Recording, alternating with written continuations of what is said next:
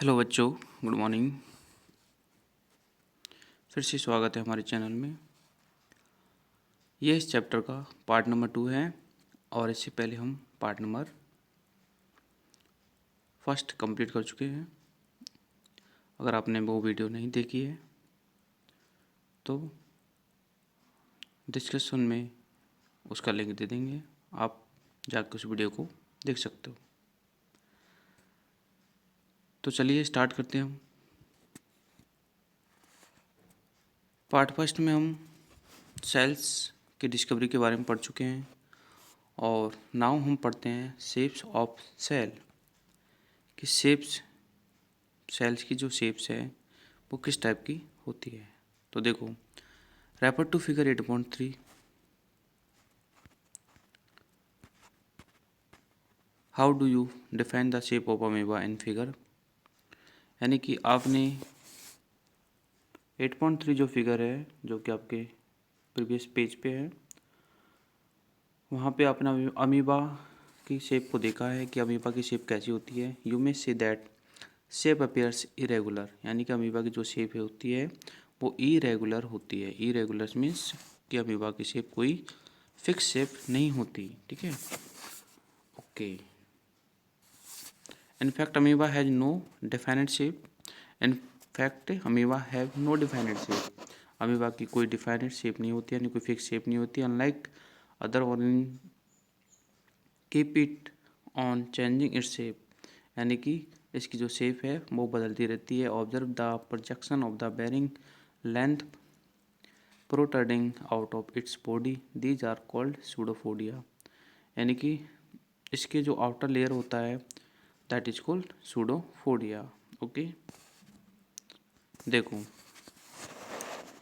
Amoeba कुछ आपका इस टाइप का होता है। ठीक है, तो ये जो होते हैं ना, ये इनको बोलते हैं हम सूडोफोडिया। ये जो होते हैं इनको क्या बोलते हैं, सूडोफोडिया। ये क्या करते हैं, या किसी भी फूड को क्या करते हैं, टेक करते हैं।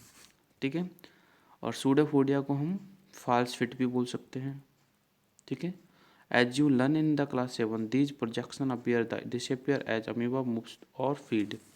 यानी कि जो प्रोजेक्शन रहते हैं, यानी कि जो सूडोफोडिया है, इनसे ही अमीबा अपना फूड को टेक करता है और इनसे ही वो मूविंग करता है, मतलब चलने का काम करता है। ठीक है, मतलब वो सारे काम एक ही सेल से करता है, बिकॉज अमीबा जो होता है वो यूनिसेलुलर होता है, उसके पास और कोई सेल्स नहीं होती है, ना ही उसके पास कोई टिश्यूज ऑर्गन्स वगैरह कुछ नहीं होते हैं। ठीक है, वो सिंगल सेल्स होता है, वो सारे काम अपने वन सेल से ही करता है। ओके, अमीबा का हम देख चुके हैं। अब हम देखते हैं जो अपने WBC होती है। WBC means white blood cells, जो कि हमारे ब्लड में होती है ह्यूमन बीइंग के। Another example of the single cell which can change its shape but while WBC is a cell, amoeba is a full-fledged organism capable to independent exchange. What shape would you expect in the organism with millions of cells? Figure 8.4. A, B, C show different cells such as blood, muscle, nerve or human being. The different shapes are related to their specific function. यानी कि अलग अलग जो shapes होती है वो अलग अलग फंक्शंस के लिए अवेलेबल होती है। Generally cells are round. ज़्यादातर जो सेल्स होती है उनकी शेप के बारे में हम बात करें तो वो राउंड होती है, कुछ स्फेरिकल होती है और कुछ एलोंगेटेड होती है। सम सेल्स आर लॉन्ग होती है, यानी लंबी होती हैं, और कुछ जो सेल्स होती है वो पॉइंटेड होती हैं। ठीक है, तो ये सेल्स के क्या हैं से जो शेप हैं उसके टाइप हैं। ठीक है, तो आप एक बार देख सकते हो, ज़्यादातर शेप्स होती है राउंड होती है, कुछ स्फेरिकल होती है, कुछ एलोंगेटेड होती है, और कुछ शिप्स जो होती है लॉन्ग एंड पॉइंटेड होती है, दोनों ही एंड से, यानी बोथ ऑफ एंड से। The exist spindle shape cells sometimes are quite long, some are branches like the nerve cell और भी न्यूरॉन। देखो 8 पॉइंट जो 4 वाला फिगर आप देख रहे हो, तो इसमें आपको काफ़ी सारी सेल्स दिखाई गई है। यानी जो फर्स्ट वाली देखो राउंड शेप होती है, जो कि हमारे RBC सेल होती हैं, यानी कि रेड ब्लड सेल्स होती हैं। और ये जो हमारा फिगर नंबर जो थर्ड है C, this is called neuron. यानी कि ये जो होता है हमारा, ठीक है, वो न्यूरॉन होता है जो कि हमारे स्पाइनल कॉर्ड में होता है, लॉन्ग ब्रांच शेप, जिसको हम नर्व बोलते हैं। क्या बोलते हैं, नर्व। ठीक है। और ये न्यूरॉन बहुत इम्पोर्टेंट सेल्स है। सेकंड आपका जो है स्पाइनल शेप्स हैं, जो कि हमारे मसल्स में होता है। ठीक है, ये वाला जो शेप होता है सेल्स का, ये हमारे मस्कुलर क्या है, सेल है, यानी कि हमारे जो मसल सेल है उनका ये शेप है। ठीक है, ओके।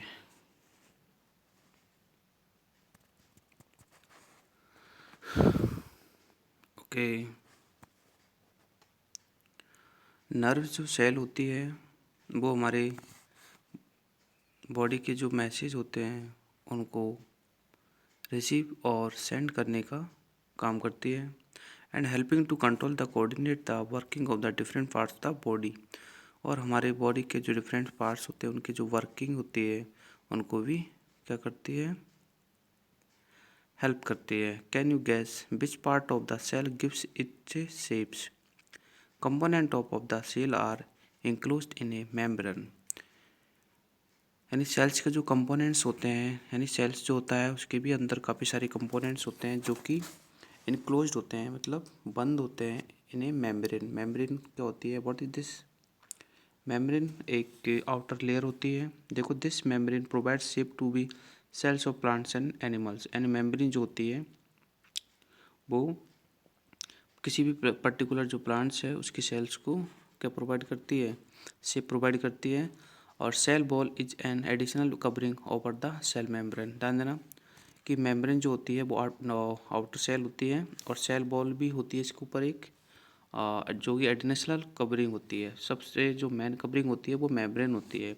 अब किसकी कवरिंग की बात कर रहे हैं हम? सेल्स की कवरिंग की बात कर रहे हैं। ठीक है, this membrane provide shape of to the cells of a plant and animal.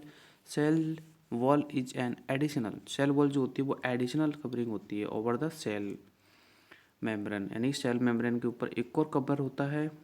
ठीक है, लाइक, ठीक है, जैसे मान लीजिए आपने सर्दी का मौसम चल रहा है, आपने मान लीजिए कैप लगा रखा है, उस पर एक और कैप लगा रखी है, तो उसी प्रकार से आपका ये जो मेंबर होता है, सेल मेम्ब्रेन होती है, उसके ऊपर एक और होती है जिसको हम सेल वॉल बोलते हैं। It gives shape and rigidity to this sales.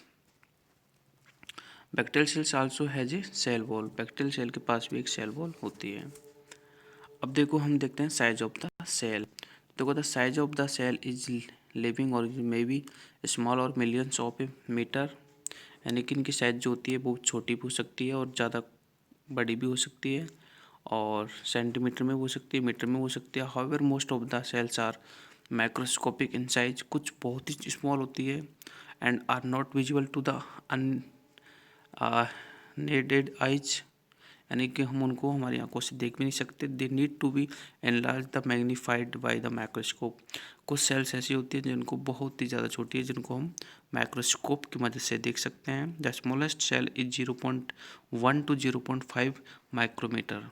ध्यान देना, 0.1 to 0.5 माइक्रोमीटर के करीब सबसे स्मॉलेस्ट जो सेल्स हो वो इसी प्रकार की होती है। और जो लार्जेस्ट सेल जो होती है वो 170 mm and 130 mm is the egg of N ostrich. यानी कि ऑस्ट्रिच एक बर्ड है, ठीक है, जो कि सबसे, मतलब जिसकी सेल जो है सबसे लार्जेस्ट होती है, मतलब सबसे बड़ी होती है। ठीक है, इससे बड़ी सेल किसी भी पर्टिकुलर लिविंग ऑर्गेनिज्म की नहीं होती। सबसे बड़ा जो अंडा होता है ना वो भी शुतुरमुर्ग का ही होता है। ठीक है, the size of the cell has no relation with the size of the body of the animal.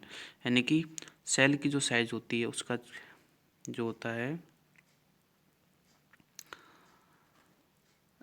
Particular animal की बॉडी से उसका कोई रिलेशन नहीं होता है। It is not necessary that the cells in, भाई ये ज़रूरी नहीं है कि भाई सेल्स बड़ी हैं तो उसकी साइज़ जो बड़ी होगी। ठीक है, ऐसा कुछ नहीं है। द एलिफेंट बहुत बड़ा होता है देन रैट के। The size of the cell is related to the its function. For example, जैसे नर्व सेल है, both in the elephant and rat are long and branched, they perform the same function. यानी कि दोनों की, यानी कि एक चूहे की और एक एलिफेंट की जो भी नर्व सेल होगी वो उनका जो वर्क होगा वो सेम होगा। That are the transferring message. यानी कि दोनों के ही जो नर्व सेल होगी वो मैसेज को ट्रांसफ़र करने का ही काम करेगी। आगे हम पढ़ते हैं cell structure and their functions. तो देखो, you have learn that each living organism has many organs, कि जितने भी लिविंग ऑर्गेनिज्म होते हैं उनके पास काफ़ी ऑर्गन्स होते हैं। You have study in class 7 about the digestive organs which together consist of the digestive system. Each organ in the system perform different function such as the digestion, assimilation and absorption. ये हम पढ़ चुके हैं। हर organ के अलग अलग क्या होते हैं, फंक्शन होते हैं, काम होते हैं, जो कि बॉडी के लिए वो करते हैं। Similarly different organs of a plant perform specialized function. इसी प्रकार हमारे बॉडी के जो फंक्शन वो ऑर्गन्स होते हैं वो अलग अलग काम करते हैं। फॉर एग्जांपल जैसे देखो, हमारी बॉडी के जो ऑर्गन्स जो वर्क करते हैं, इसी प्रकार प्लांट्स के ऑर्गन्स भी वर्क करते हैं। जैसे रूट है वो एब्जॉर्बेशन का काम करती है, वाटर एंड द मिनरल्स, ठीक है। लिव जो होती है आपको पता ही है, फोटोसिंथेसिस के द्वारा फूड को तैयार करती है। Each organ in the further made up the smaller parts of the called tissues. और ये हम पढ़ चुके हैं कि जितने भी ऑर्गन्स होते हैं वो टिश्यू से मिलकर बने होते हैं।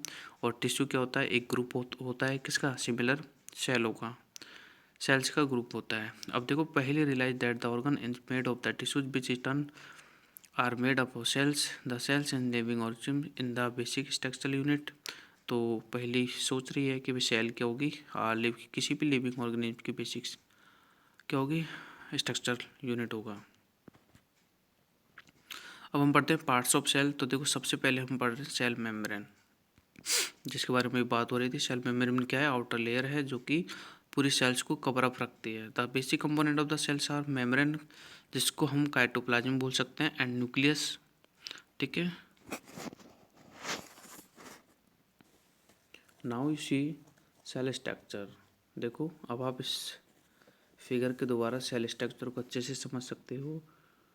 ये हमारी सेल्स होती है और इसमें देखो आपको काफ़ी सारे पॉइंट्स दे रखे हैं इसमें, तो हम इनको वन बाय वन देखते हैं। तो देखो, पहला पॉइंट जो आपको दे रखा है ये होता है न्यूक्लियस। क्या होता है, न्यूक्लियस, यानी जो सेंटर में जो होता है वो न्यूक्लियस होता है। और देखो, सेकंड जो आपको पॉइंट दे रखा है दैट इज एंडोप्लाज्मिक रेक्टिकुलम होता है, ठीक है। और थर्ड वाला जो आपको ये दे रखा है, थर्ड वाला क्या होता है आपका, साइटोप्लाज्म होता है।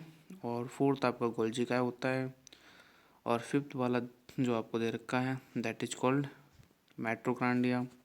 ध्यान से देख लेना, ये जो मैं आपको बता रहा हूँ ना, ये बहुत ही ज़्यादा इम्पोर्टेंट है, क्योंकि इन्हीं से ही इनको हम आगे पढ़ेंगे, इनके फंक्शंस के बारे में पढ़ेंगे।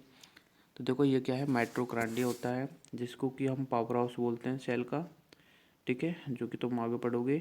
और 6 नंबर का आपको जो दे रखा है, देखो बहुत छोटा सा दे रखा है 6 नंबर का, और ये भी बहुत इंपॉर्टेंट रोल प्ले करता है। ये होता है राइबोसोम। इन चीज़ों को समझो, यहाँ जानो, ठीक है। अगर नहीं जानोगे तो कोई मतलब नहीं निकलने वाला। देखो, ये जो मैंने सर्कल किया है, ठीक है, that is called rhizobium, okay, not rhizobium, ribosome, okay.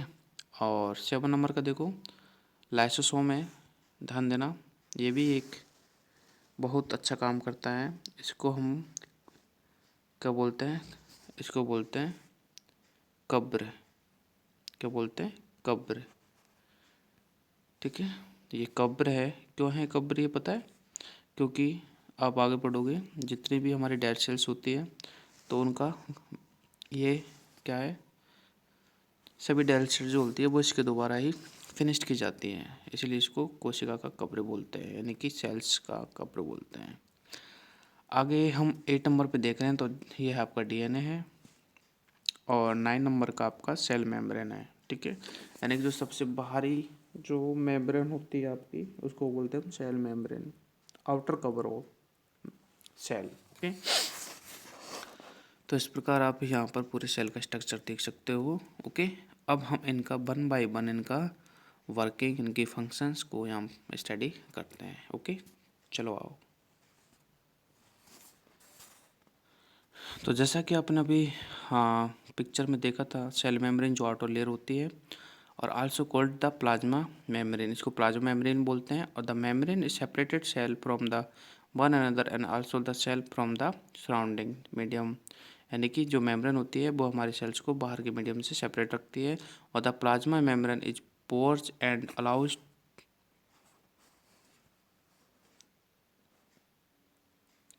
Movement of substance of material. देखो जो भी हमारी मेम्ब्रेन होती है वो पोर्स होती है, पोर्स का मतलब है छिद्रित होती है, और वो हमारे सब्सटेंस को अलाउ करती है, ठीक है, बाहर आने में और अंदर जाने में।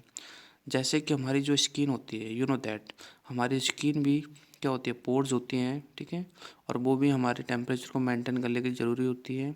जैसे हमारे स्वीट्स प्रोड्यूस होते हैं, यानी जो हमारी बॉडी में पसीना आता है, इट मीन्स हमारी बॉडी क्या है, पोर्स है। इसी प्रकार सेल मेम्ब्रेन भी पोर्स होती है, ठीक है।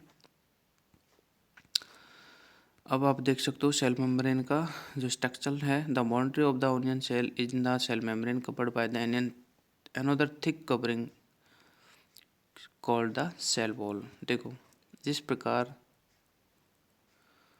एक ऑनियन की जो मेम्ब्रेन होती है मैन, ठीक है, वो भी बाहर एक थिक यानी मोटे cell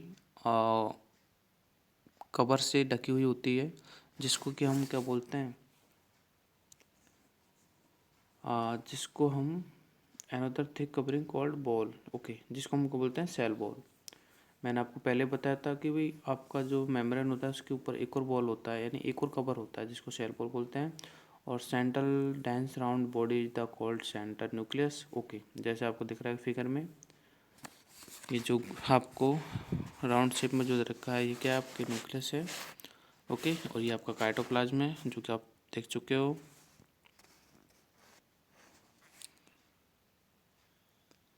you have learn earlier that the cell membrane give shape to the cell, यानी सेल मेम्ब्रेन जो होती है वो हमारे सेल को शेप देती है। In addition the cell membrane there is an outer thick layer, जिसको हम सेल वॉल बोलते हैं। This additional layer surrounding the cell membrane is required by plant for the protection. Plant cell need protection against variation in temperature, high wind speed, यानी plant को ज़्यादा security की ज़रूरत होती है हाई विंड से बचने के लिए, एटमॉस्फेरिक मॉइस्चर से। They are export to these variation because they can not move, यानी कि इनको ज़्यादा वेरिएशन की ज़्यादा ज़रूरत होती है क्योंकि ये चल नहीं सकते।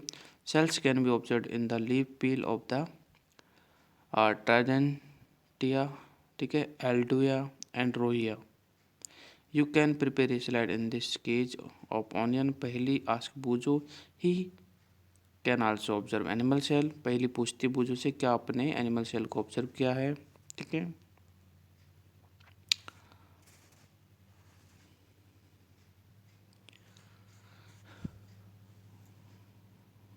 जैसा कि आप यहाँ पर फिगर में देख सकते हो, ये ह्यूमन चिक सेल है जिसमें आपको दिखाया गया है। ऊपर देखो, ये आपका न्यूक्लियर मेम्ब्रेन है, साइटोप्लाज्म है, और सेल मेम्ब्रेन आपको दिख ही रहा है। अब हम पढ़ते हैं साइटोप्लाज्म के बारे में। तो देखो, it is the jelly like substance होता है present between the cell membrane and the nucleus. Cell membrane और न्यूक्लियस के बीच में जो जेली लाइक का जो सब्सटेंस होता है, जो कि एक फ्लूइड की तरह होता है, जिसको हम साइटोप्लाज्म बोलते हैं।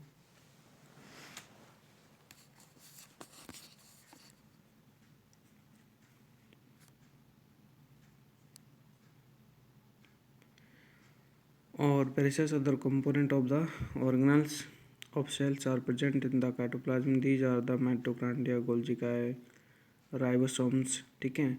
और जो जेली जैसा स्ट्रक्चर होता है, यानी साइटोप्लाज्म होता है, इसमें और भी कंपोनेंट होते हैं वो कि प्रेजेंट होते हैं। न्यूक्लियस तो होता ही है, न्यूक्लियस के अलावा, ठीक है, ऑर्गेनेल्स होते हैं और कुछ माइटोकॉन्ड्रिया होता है, जिसका भी हम आगे पढ़ेंगे, और गोल्जिका होता है बॉडी, ठीक है, गोल्जिकाए होता है, और राइबोसोम्स होते हैं, एंड ठीक है, ये सारे सब्सटेंस होते हैं। तो देखो हम आगे हम पढ़ते हैं न्यूक्लियस। तो देखो न्यूक्लियस क्या होता है, it is the important component of the living cell, यानी कि न्यूक्लियस जो होता है वो लिविंग सेल का इम्पोर्टेंट कंपोनेंट होता है। इट इज़ जनरली स्पेरिकल, मतलब स्पेरिकल टाइप का होता है, and located in the centre of the cell, जो कि सेल के सेंटर में होता है ना। अभी मैंने आपको थोड़ी देर पहले बताया था, it can be stained and seen easily with the help of the microscope.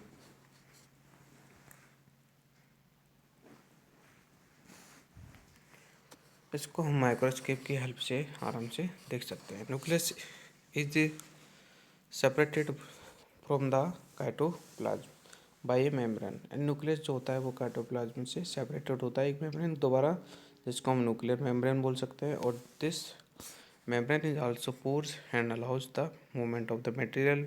ये भी जो हमारी मेन मेम्ब्रेन होती है उसकी तरह पोर्स होती है, ये भी मटेरियल्स को बाहर और भीतर अलाउ कर सकती है। Between the cytoplasm and the inside the nucleus, with a microscope of the magnifying we can see smaller spherical body in the nucleus. अब देखो हम न्यूक्लियस में कुछ और चीज़ों को देखते हैं जिसको हम न्यूक्लियस कहते हैं, या फिर हम बोल सकते हैं कि nucleus contains the thread like structure called the chromosomes. Nucleus में जो धागे जैसी संरचना होती है जिसको हम क्रोमोसोम्स बोलते हैं, और दीज कैरी जीन्स, यानी जो क्रोमोसोम्स होते हैं वही हमारे जीन को कैरी करते हैं। अब आप पूछो जीन क्या है, तो देखो जीन से ही हमारे मतलब आने वाली जो हमारी ऑफस्प्रिंग है उसका डिसाइड होता है। हेल्प इन, हाँ देखो, they are help in inheritance of the transfer of the characters, यानी जीन जो होते हैं वो हमारे आने वाली संतति या फिर आनुवांशिकता इनहेरिटेंस को क्या करते हैं, उनके जो कैरेक्टर होते हैं या फिर उनके जो गुण होते हैं उनको पेरेंट टू द ऑफस्प्रिंग, यानी पेरेंट सेल से ऑफस्प्रिंग में कन्वर्ट करते हैं। They are the chromosomes can be seen only the when the cells divide. ठीक है, यानी क्रोमोसोम्स को हम तभी देख सकते हैं जब सेल्स जो होती है डिवाइड होती है। आगे हम देखते हैं जीन। तो देखो जीन है unit of the inheritance in living organism, it control the transfer of the heredity. हाँ हेरिडेटिटरी का मतलब होता है आनुवंशिक, यानी कि one particular one parent cell से उनके ऑफस्प्रिंग यानी कि संतान में उनके कैरेक्टर या फिर उनके जो कुछ कैरेक्टरिस्टिक्स हैं या उनका ट्रांसफ़र होना।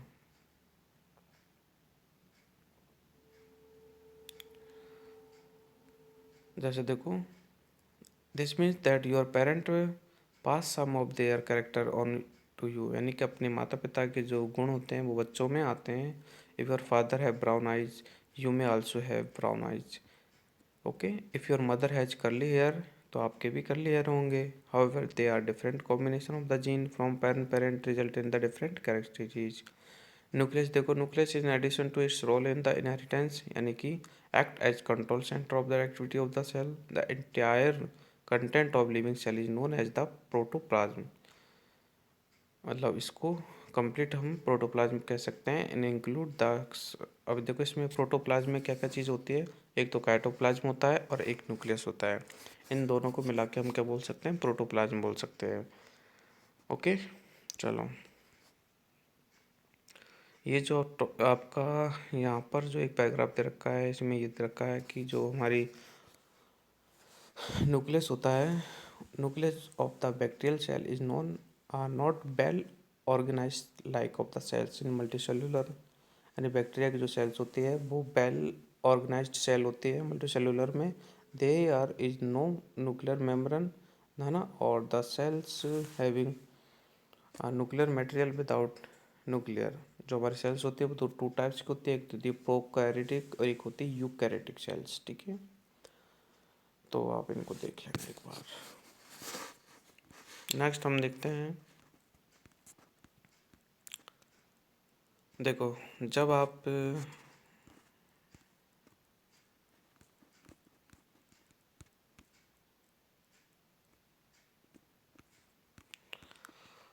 जब हम ऑनियन के सेल्स को देखते हैं, देखो while observing the onion sales under the microscope did you notice any blank looking structure in the cytoplasm, यानी कि आपको साइटोप्लाज्म में कुछ ब्लैंक ब्लैंक स्पेस देखा होगा। इट इज कॉल्ड बैक्यूल, इसको हम बैक्यूल बोलते हैं। और इट कुड बी सिंगल भी हो सकता है या फिर big as an onion cell, जैसे cheek cell have smaller vacuoles, large vacuoles are common in plant cell, vacuoles in the animals cells are much smaller. देखो यहाँ पर आपको दोनों टाइप की सेल्स दे रखी हैं। ठीक है, ये बी वाली है वो आपके एनिमल सेल्स है और ये वाली है जो आपकी प्लांट सेल्स हैं। ठीक है, तो देखो यहाँ पर दोनों में दिखा रखा है, ये आपके सेल मेम्ब्रेन है, यहाँ पे भी आपके सेल मेम्ब्रेन है, दोनों सेल मेम्ब्रेन है। और देखो आपका जो एनिमल सेल्स है उसमें बॉक्यूल है ये, और इधर प्लांट सेल्स में ये रहा, ठीक है। फिर बात करते हैं हम न्यूक्लियस की, तो ये एनिमल सेल्स का न्यूक्लियस है और ये हमारा प्लांट सेल का न्यूक्लियस है, ठीक है। और काइटोप्लाज्म की बात करते हैं तो ये काइटोप्लाज्म है और इधर भी ये काइटोप्लाज्म है, ठीक है। ये दोनों पे ये चीज़ें कॉमन होती है, ठीक है। अब ध्यान देना कि एक चीज़ डिफरेंट होती है, वो क्या होती है? Cell wall. कि यहाँ पर देखते हो आप, इसमें आपको डबल लेयर दिख रही है, यहाँ पे भी डबल लेयर दिख रही है, बट यहाँ पर आपको सिंगल लेयर दिख रही है। क्यों? क्योंकि ये सेल मेम्ब्रेन है और ये भी नीचे वाली जो है वो सेल मेम्ब्रेन, बट ऊपर वाली क्या है? सेल वॉल है। तो यही यहाँ पर बिग डिफरेंस होता है कि आपकी जो प्लांट सेल होती है उसमें सेल वॉल होती है, जबकि आपके एनिमल सेल में सेल वॉल नहीं होती है, ठीक है। ओके, तो ये आपका थोड़ा डिफरेंस है। तो हम देखते हैं, इसको पढ़ते हैं।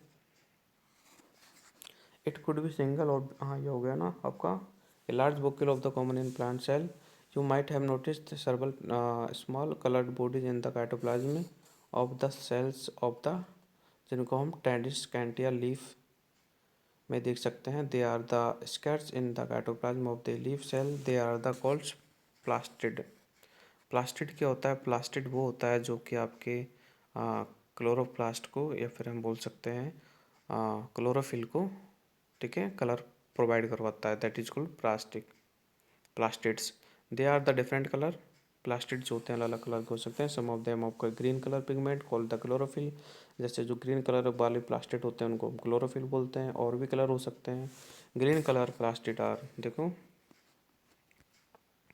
called chloroplast. They are the provide green color to the leaves. You may recall that chlorophyll in the chloroplast of leaves is initial for photosynthesis.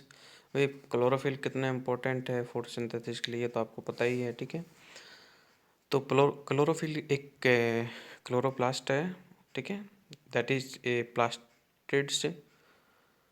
और आगे हम देखते हैं कंपेरिजन ऑफ द प्लांट और एनिमल सेल के बारे में। तो हम ये देख सकते हैं कि इनमें क्या बिग डिफरेंस है जो हमें अभी देखा था, यानी कि इसमें बाकी सब सेम होता है, बट जो आपका जो सेल मेम्ब्रेन है वो, सॉरी, सेल वॉल जो है वो एब्सेंट होता है। किसमें? एनिमल सेल में। प्लांट सेल में प्रेजेंट होता है, ठीक है। तो देखो ये वाली जो टेबल है ना, आपको एक मिनट फिल करते हैं इसको। देखो कि ये हमारे 7 पार्ट्स दे रखे हैं यहाँ पर। मैंने आपको वो वाला जो एक फिगर बताया था उसमें 9 पार्ट्स थे, ठीक है। 2 पार्ट यहाँ पे मिसिंग है, चलो कोई बात नहीं। अब देखो, सेल मेम्ब्रेन प्रेजेंट होती है, इसमें प्रेजेंट होती है। सेल वॉल इसमें प्रेजेंट होती है, इसमें नहीं होती है, अभी मैंने आपको बताया था। न्यूक्लियस दोनों में प्रेजेंट होता है, और न्यूक्लियर मेम्ब्रेन भी दोनों में प्रेजेंट होती है। काइटोप्लाज्म में दोनों में होता है। प्लास्टिड जो होता है वो प्लांट्स में होता है और एनिमल्स में एब्सेंट होता है। और बॉक्यूल जो होता है वो दोनों में होता है, ठीक है। तो ये हमारे दोनों टाइप के जो सेल्स हैं उनके बारे में आपको मैंने बता दिया है। ओके, तो बच्चों ये आपका चैप्टर जो है यहाँ पर ख़त्म होता है आज। अब हम मिलेंगे अपने नेक्स्ट वीडियो में और इसके जो क्वेश्चंस आंसर है वो क्लियर करेंगे। और आई होप कि ये वीडियो आपके लिए बहुत ज़्यादा हेल्पफुल रहा होगा, ठीक है। आप इसके फर्स्ट पार्ट को देखना एक बार अच्छे से, और फिर आप इसको सेकंड पार्ट को भी, ठीक है। तब आपको ये जो सेल्स एंड स्ट्रक्चर वाला चैप्टर है आपके माइंड में पूरा क्लियर हो जाएगा, ठीक है। अब इनके फंक्शंस जो हैं इस चैप्टर में नहीं दिए हैं। आई होप आप नेक्स्ट क्लास में इनके फंक्शंस के बारे में पढ़ोगे। चलो मिलते हैं अपनी नेक्स्ट क्लास में। Take care yourself and see you in next video. Bye.